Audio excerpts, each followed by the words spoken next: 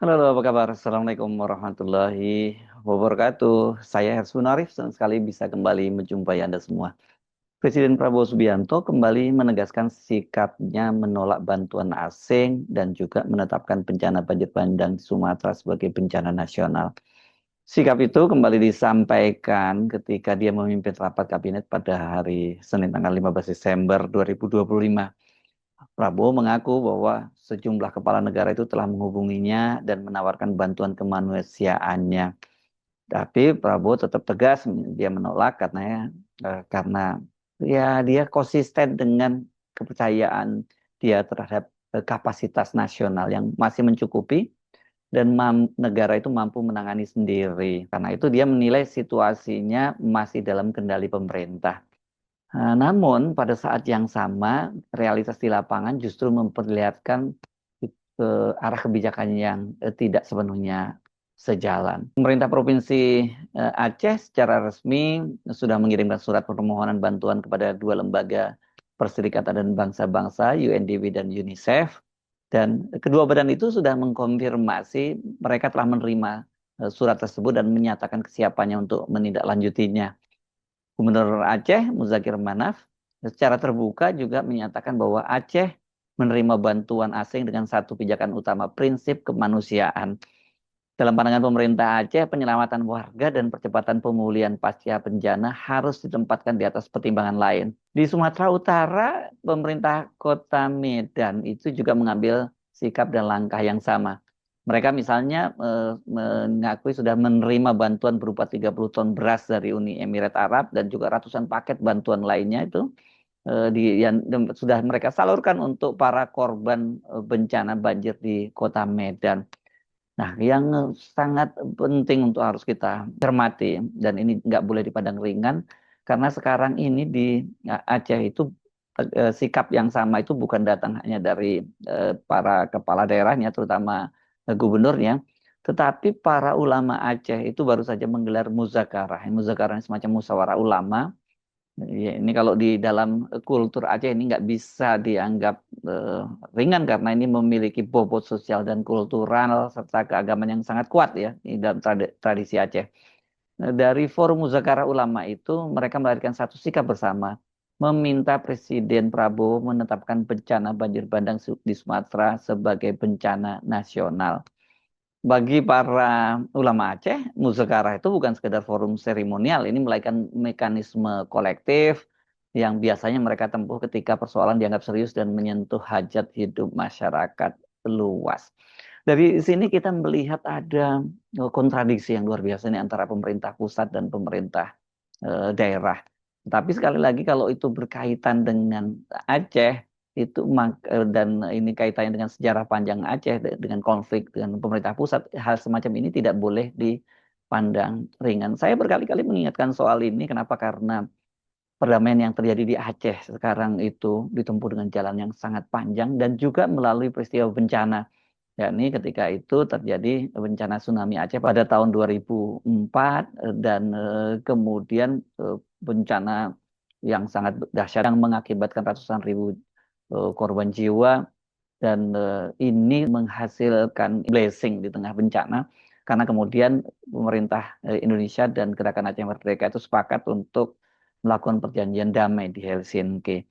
Jangan sampai ketika terjadi bencana serupa, karena sekarang ini kan peristiwa banjir bandang di Aceh ini disebut oleh Mualem, itu Gubernur Aceh, sebagai tsunami kedua.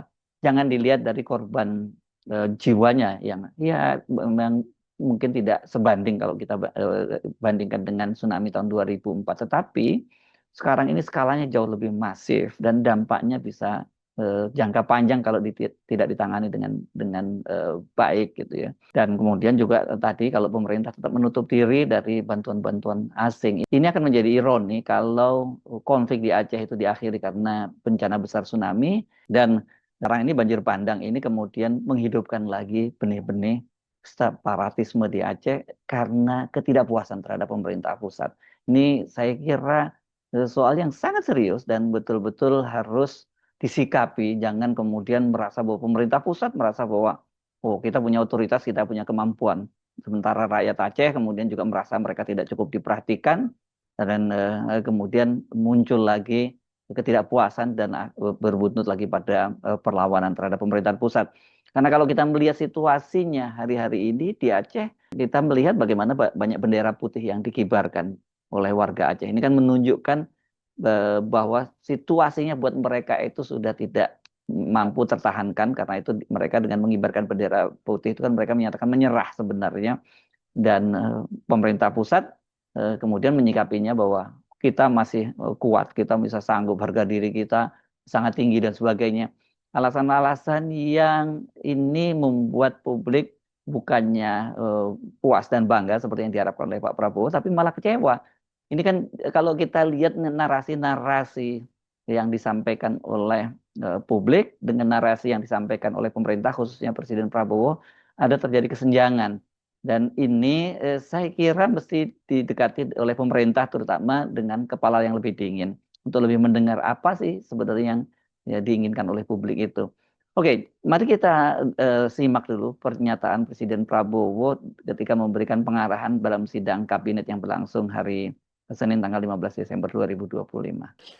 Saya ditelepon banyak pimpinan kepala negara yang ingin kirim bantuan. Saya bilang terima kasih. Concern Anda, kami mampu. Indonesia mampu mengatasi ini. Ya. Ada yang teriak-teriak ingin ini dinyatakan bencana nasional. Kita sudah kerahkan, ini 3 provinsi dari 38 provinsi. Jadi situasi terkendali, saya monitor terus, ya, dan kita sudah merencanakan segera akan kita bentuk, apakah kita namakan badan atau satgas rehabilitasi dan rekonstruksi. Segera kita akan bangun hunian-hunian sementara dan hunian-hunian tetap. Bahkan mungkin saya dapat laporan dari Menteri Perumahan, ya, mungkin mulai hari Minggu ini kita sudah mulai membangun 2000 rumah. Kemungkinan rumah ini bisa langsung aja jadi rumah tetap, ya. Jadi semua unsur juga nanti bekerja sama, ya. Jangan ada alasan cari lahan dan sebagainya, pakai lahan milik negara yang ada. Kalau perlu PTPN, kalau perlu konsesi-konsesi hutan itu kita pakai semua. Jadi sekarang ini saatnya terus kita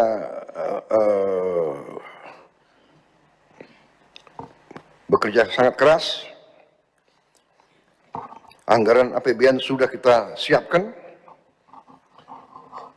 Dan saya katakan bahwa anggaran ini kita siapkan karena memang uangnya ada.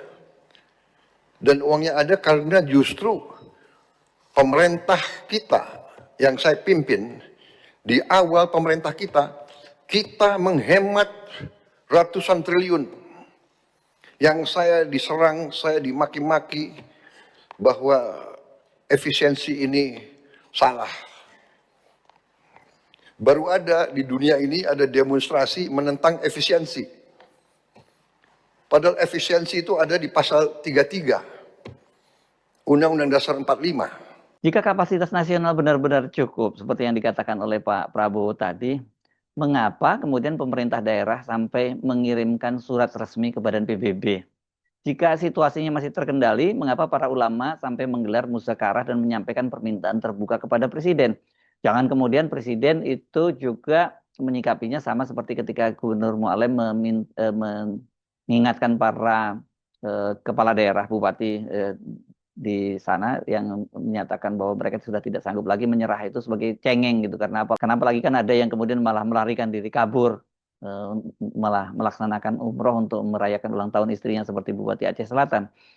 Bagi Aceh sekali lagi soal semacam ini tidak bisa dipandang remeh. Sejarah panjang hubungan Aceh dan pemerintah pusat membuat setiap kebijakan yang dipersepsikan tidak sensitif terhadap penderitaan warga berpotensi memunculkan ketegangan baru. Nah, kalau dibandingkan dengan tsunami yang pada waktu itu melanda Aceh dan Nias tahun 2004, kan pemerintah pada waktu itu membuka pintu bantuan internasional selebar-lebarnya dan kemudian membentuk lembaga ad hoc yang diberi nama BRR Aceh Nias, Badan Rehabilitasi dan Rekonstruksi Aceh dan Nias. Dan ini sekarang ini kan kebutuhan terhadap rehabilitasi dan rekonstruksinya itu kan karena skala kerusakan yang jauh lebih masif, itu ya harus ada lembaga-lembaga ad hoc semacam itu. Dan kita ingat pada waktu itu BRR Aceh dan Nias itu bisa menyelesaikannya hanya dalam waktu sekitar 4 tahun. Tapi tadi Pak Prabowo sudah mengisyaratkan itu, mengisyaratkan akan ada lembaga semacam ini, semacam badan BRR atau Badan Rehabilitasi dan Rekonstruksi ya. Tetapi agak bedanya kalau Pak Prabowo tetap dengan narasi bahwa pemerintah Indonesia mampu. Ini kan juga orang kemudian jadi bertanya-tanya karena alasannya Pak Prabowo tadi menyatakan bahwa kenapa pemerintah Indonesia mampu ya karena pemerintah melakukan penghematan dan sekarang itu ternyata ada hasilnya dengan melakukan penghematan itu kemudian bisa menangani bencana ini secara mandiri. Tetapi kan kita tahu bahwa perekonomian Indonesia sedang tidak baik-baik saja, APBN kita juga sedang defisit gitu ya. Dan ini juga ada persoalan transfer keuangan dari pusat ke daerah yang dipangkas dan sebagainya. Jadi saya kira narasi yang terkesan heroik dan nasionalistik tadi itu ada baiknya untuk dipertimbangkan kembali. Apakah iya gitu seperti dikatakan oleh Ketua DPD RI bahwa itu kita karena harga diri kita sangat tinggi. Kok kita masih bicara harga diri ya di tengah situasi masyarakat kita yang sedang menderita dan soal bantuan dari asing itu kan bukan soal harga diri. Itu saya kira sudah menjadi praktek yang lazim terjadi di seluruh dunia di mana ketika satu negara mengalami penderitaan, negara yang lain juga saling membantu. Ini kan namanya yang disebut sebagai masalah kemanusiaan atau human solidarity, nggak ada kaitannya dengan masalah harga diri gitu ya. Karena itulah sikap Presiden Prabowo itu tidak lagi sekedar dibaca sebagai keputusan administratif atau soal kedaulatan. Ini menyentuh dimensi kepercayaan publik, terutama wilayah-wilayah dengan sejarah sensitif seperti Aceh. Terlebih lagi Presiden Prabowo kan dikenal memiliki kedekatan personal dan politik dengan elit Aceh, terutama dengan Gubernur Aceh Muzakir Manaf. Jadi harusnya ketegangan kebijakan ini tidak perlu terjadi. Karena apa? Karena ketegangan kebijakan ini jika tidak dikelola dengan hati-hati, justru berpotensi menjadi beban politik bagi presiden sendiri. Nah, kalau sudah masuk wilayah politik itu ininya jauh lebih berat ya persoalan yang harus dihadapi. Ingat yang terakhir saja konflik Aceh itu kan sejak tahun 76 sampai kemudian berakhir baru pada tahun 2015 ya. Jadi berapa tahun itu tiga dekade ya kita memerlukan itu dan diperlukan sebuah bencana besar seperti tsunami yang melanda Aceh dan Nias pada tahun 2004. Nah, masa perdamaian yang dihasilkan karena bencana itu ada blessing di balik bencana itu kemudian harus berakhir karena muncul bencana baru. Tetapi kalau kita melihat ya yang misalnya sikap yang diambil juga oleh pemerintah Kota Medan ya berarti ini sebenarnya bukan hanya monopoli dari orang Aceh. Nanti kan akan ada yang menganggap bahwa ini warga Aceh cengeng dalam situasi begini, kemudian harus pemerintah menyatakan sanggup, tapi kemudian harus teriak-teriak dan mengirim surat ke lembaga-lembaga PBB. Saya kira mesti jangan sampai muncul semacam ini. Dan biasanya narasi-narasi semacam ini muncul itu dari kalangan buzzer. Nah, saya juga mengamati sekarang ini mulai muncul kembali ini gara-gara bencana Aceh ini perbedaan pandangan, perbedaan pendapat itu antara mereka yang kritis terhadap pemerintah dan kemudian muncul buzzer. Ini kelompok buzzer. Saya jujur belum tahu, belum mengidentifikasi munculnya buzzer ini apakah sama seperti era buzzernya di era Jokowi yang dikenal era bayaran atau ini lebih pada karena ya mereka ingin membela pemerintah yang dianggap disudutkan oleh opini-opini yang ada. Dan kalau mengamati pernyataan Pak Prabowo kan Pak Prabowo juga kemudian mengkaitkan ini dengan soal bahwa ada negara asing yang menginginkan Indonesia itu tidak kuat. Sekali lagi saya minta kita waspada ke depan karena justru di saat ini ada kecenderungan segelintir masyarakat, terutama mungkin yang punya motivasi politik, atau bahkan saya terus saja melihat ada mungkin pihak-pihak kekuatan-kekuatan luar yang dari dulu selalu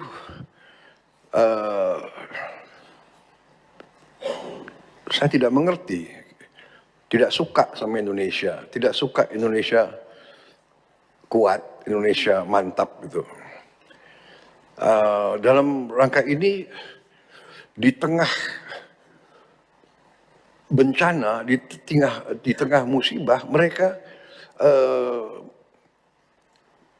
yang ditonjolkan adalah kebohongan, ketidakbenaran. Dikatakan pemerintah tidak hadir. Puluhan ribu dalam saat-saat yang pertama sudah dikerahkan ke situ. Kita lihat buktinya. Saya lihat sekarang ini mungkin ada pihak yang khawatir karena rakyat baru sekarang lihat pemerintah Indonesia ini ternyata kuat.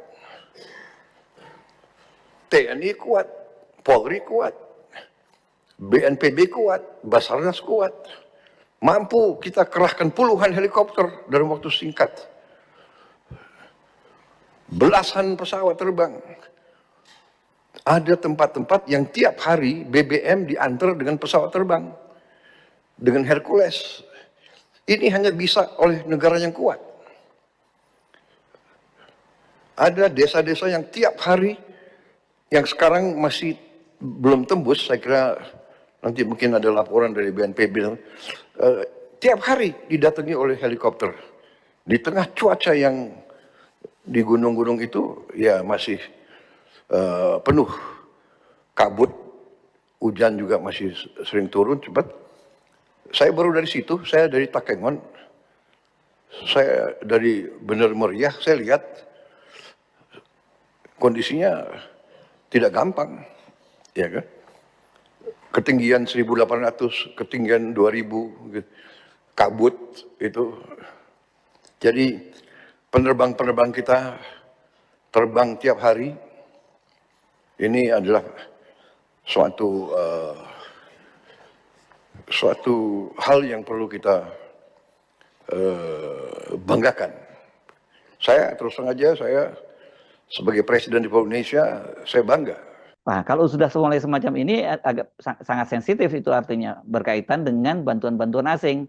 Dan ini kan bisa saja kemudian orang berpikir bahwa yang dimaksud oleh Presiden Prabowo itu tentu ada agenda dari pemerintah asing, ada negara-negara asing yang membantu Indonesia.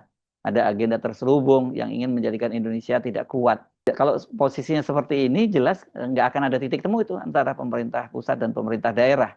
Karena Pak Prabowo di satu sisi menyatakan bahwa bantuan asing itu nantinya bisa melemahkan Indonesia dan kemudian menunjukkan kelemahan Indonesia, tapi di satu sisi dari sisi sudut yang lain, maksud saya dari pemerintah daerah, ya ini nggak ada urusannya dengan soal harga diri bangsa, soal kemudian bahwa Indonesia masih sanggup dan kemudian ada agenda asing, tapi ini lebih karena persoalan kemanusiaan dan mereka sendiri ini sebenarnya meskipun tidak langsung disampaikan, ada semacam kesadaran dari pemerintah daerah bahwa mereka sendiri itu tidak mungkin menyelesaikannya itu secara mandiri gitu ya. Oke, kalau tadi Pak Prabowo misalnya menyatakan akan membentuk semacam badan BRR begitu, ini tentu jelas kabar baik dari pemerintah bagi pemerintah daerah. Tetapi seberapa cepat lembaga itu akan dibentuk dan seberapa besar dayanya itu ya, sumber daya manusia maupun sumber daya keuangan yang bisa dikerahkan oleh pemerintah pusat di tengah situasi jujur saja kan karena APBN kita sendiri juga sedang bermasalah. Jadi kalau sekarang kemudian muncul tekanan dari pemerintah daerah, sebenarnya bukan tekanan ya, mereka hanya, saya tidak tahu juga apakah bisa disebut sebagai pembangkangan karena pemerintah pusat menolak bantuan asing, tapi seperti Muzakir Manaf menyatakan dia tetap terbuka menerima bantuan asing dengan dasar kemanusiaan. Saya sih berharap jangan sampai ini kemudian dipersepsikan sebagai perlawanan terhadap pemerintah pusat, apalagi kemudian ini ada anasir-anasir di dalam pemerintahan di daerah, terutama di Aceh misalnya, yang kemudian bekerja sama dengan kekuatan asing. Jangan sampai muncul persepsi semacam itu. Justru menurut saya polemik penolakan bantuan asing dan penetapan status bencana nasional itu tidak bisa dipandang sebagai perdebatan teknis semata atau lagi kemudian dikait-kaitkan dengan sebenarnya narasi-narasi yang lebih bersifat emosional. Ini adalah ujian awal bagi kepemimpinan Pak Prabowo dalam mengelola krisis kemanusiaan yang besar.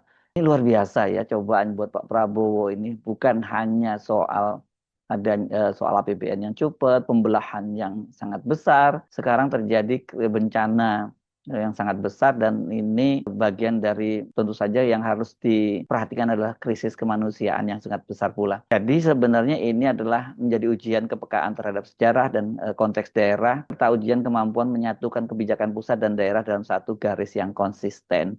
Pertanyaan sebenarnya sederhana namun sangat mendasar. Apakah sikap keras menolak bantuan asing itu akhirnya terbukti benar bisa mempercepat pemulihan atau justru berisiko memperpanjang penderitaan warga dan membuka kembali ketegangan lama antara pusat dan daerah khususnya Aceh. Saya Arif, sampai jumpa lagi. Wassalamualaikum warahmatullahi wabarakatuh.